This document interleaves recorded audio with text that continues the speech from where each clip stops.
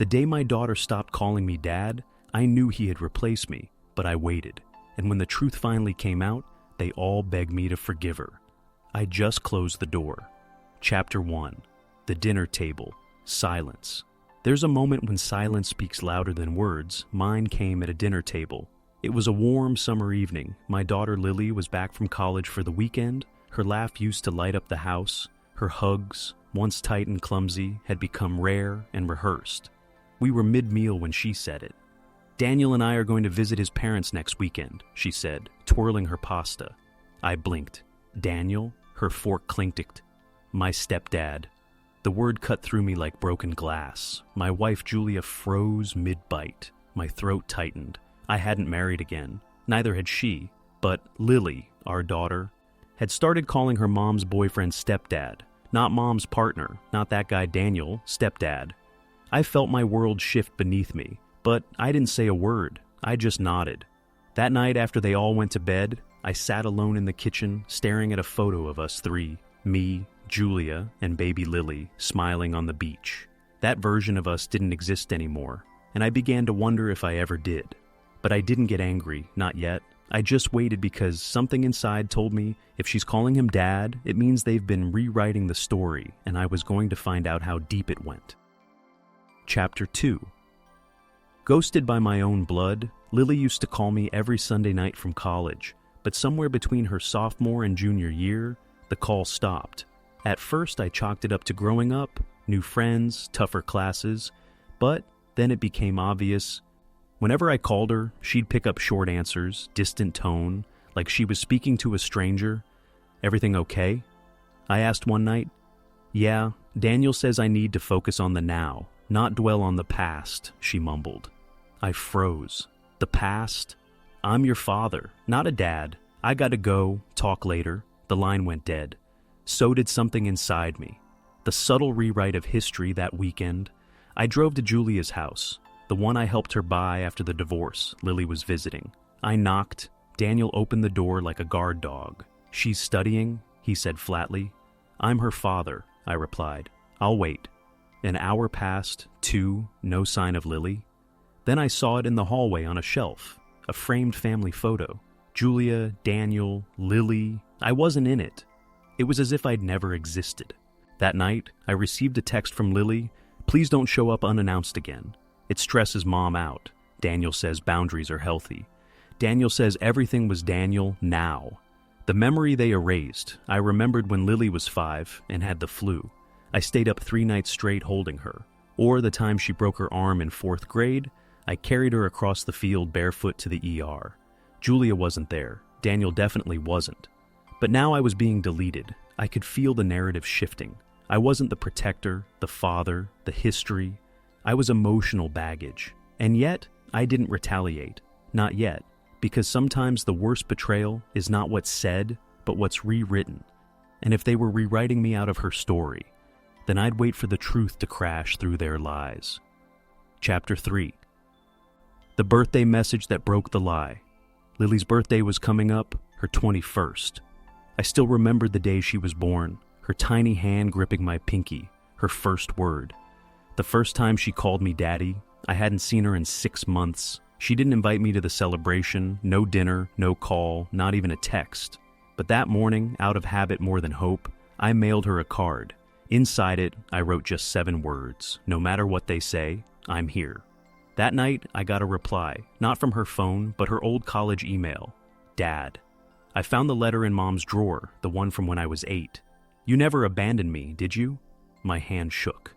The letter, the forged memory. Back when Lily was a child, Julia told her I had moved away and didn't want custody. But the truth was, Julia had forged a letter in my name, pretending I wanted out. I had fought for shared custody, had all the documents, but the judge leaned toward Julia, the mother, the stability, the soft-spoken liar. I never knew Julia had hidden that lie so deeply until now. "I'm so sorry." Lily's next message read, "Daniel always said you gave up, and I believed it." One thread unravels the tapestry, that single crack. That one found letter shattered years of poisoned words. Lily and I talked for hours that week, not all at once. Just short emails, then voice notes, then calls. She cried the first time she heard me say, "I never stopped loving you." But the damage had been done, and I wasn't just dealing with misunderstanding, I was dealing with manipulation. Daniel hadn't just replaced me, he had helped erase me. And now, as Lily started putting the puzzle together, Daniel's empire of lies began to tilt. A quiet fire starts to burn. I didn't want vengeance for the sake of vengeance, but I wasn't going to let Daniel keep feeding on my family, my daughter's memories, and the legacy I built.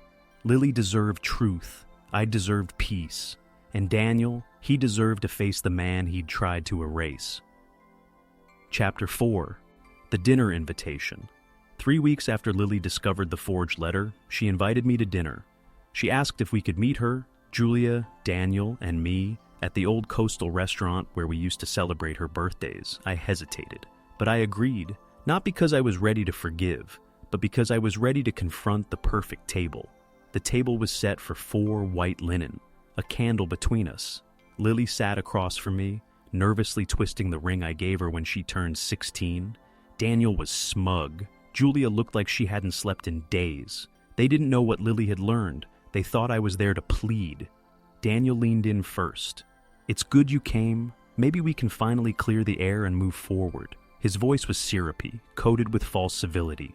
I looked at Lily. She gave the slightest nod. Funny, I said, "That's exactly why I'm here." Then I pulled a brown envelope from my coat. The records they thought were buried inside the envelope.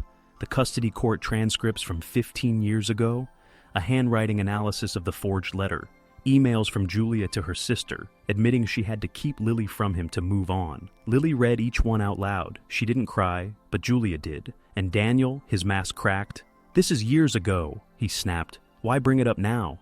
It's done." I leaned in quiet.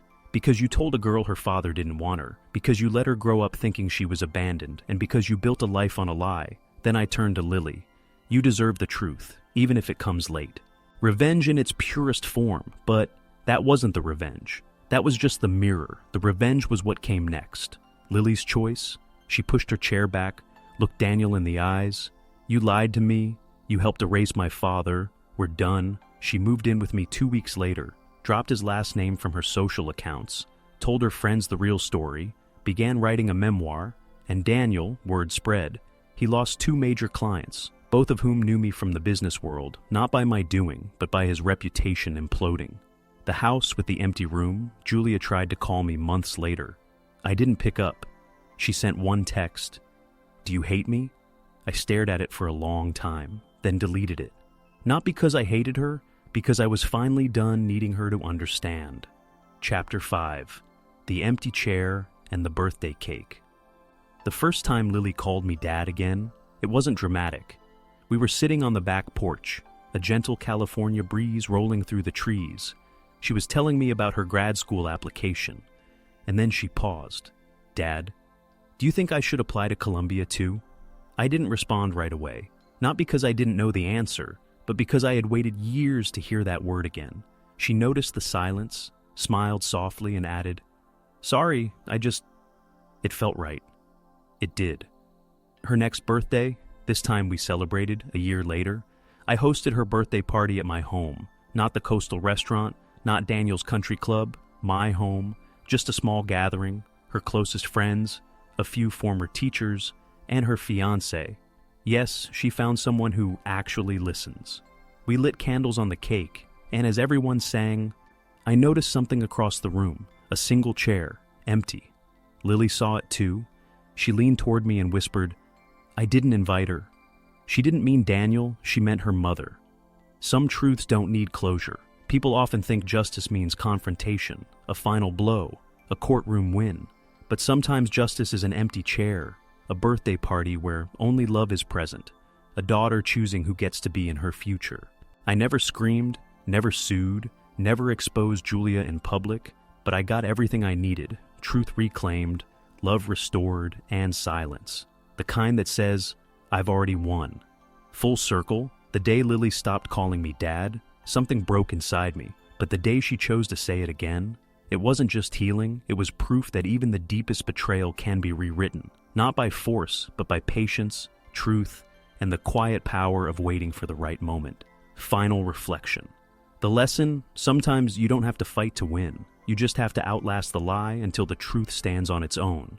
Was this revenge perfectly justified? Or should the storm have raged harder? Drop your verdict below. I read every single one. Hit like if you crave justice and share this story with someone who needs its fire. Subscribe to Lauren's story, because here betrayals don't sleep. They hunt their owners. Every shadow hides a reckoning. Every mask breaks and every betrayal is answered. Stay sharp, stay unbroken, stay tuned.